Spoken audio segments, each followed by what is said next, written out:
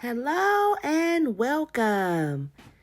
Today I am working on a 14 by 18 inch canvas from Michaels. Currently I am mixing up the colors that I'll be using today, which is just titanium white, and I believe that is Mars black. It may be Mars black and ivory black mixed together. But I am just mixing those colors up, straining my paints. It is very important to strain your paints. I always strain my paints a second time, especially if I am adding paint or floetrol to a mixture that I already have mixed up. It's better to err on the side of caution because you never know what's going on inside of the cup. Here I am going to be using a fun cup that I found. I don't even know where I got it from. I don't know if it was the dollar store or the clearance rack from somewhere, but I believe it's like a shot cup or like a double shot cup. So there's a small cup in the center of the bigger, I believe it's like an 8 ounce cup, either 8 ounces or 9 ounce cup. So there's a smaller cup that's in the center, and what I did was I just cut out the bottom hole of the small cup so that I can do an open cup pour and just pour the paint right inside of that small hole. So that's what I'm going to do now. I'll let you enjoy this video and talk to you again during the dry results.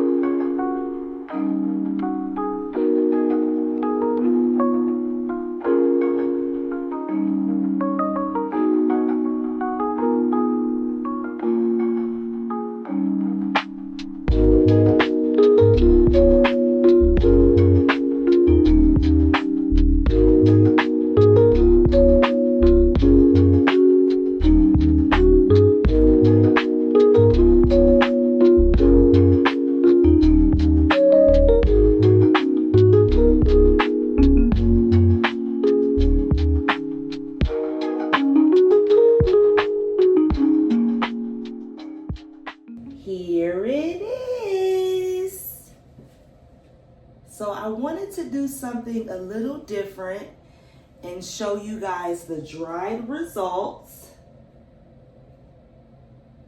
of this painting from a few days ago and show my lovely face. I love the way this one dried. It's very flat, very thin, no texture at all. I am going to add a couple layers of varnish. I'm just trying to let the light hit it so you guys can see it. And the next time that I do a black and white painting though, I will add, I won't do an open cup, because with the open cup, the white sort of faded. And you know, if you mix black and white together, you'll make gray.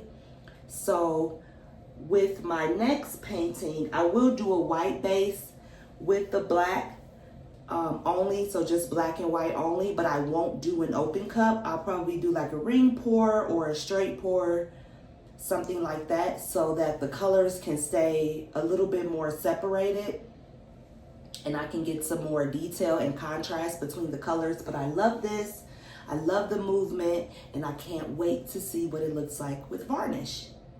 So once I add some varnish, I will add this to my Etsy shop, and I am going to do a video of me just varnishing. So if you guys don't want to see 10 minutes of me varnishing, then you may want to just wait until I post another paint pouring video, but it may not be my next video, which will be tomorrow. But maybe after that, once it warms up a little bit more outside and I can go outside and varnish. Thank you for watching.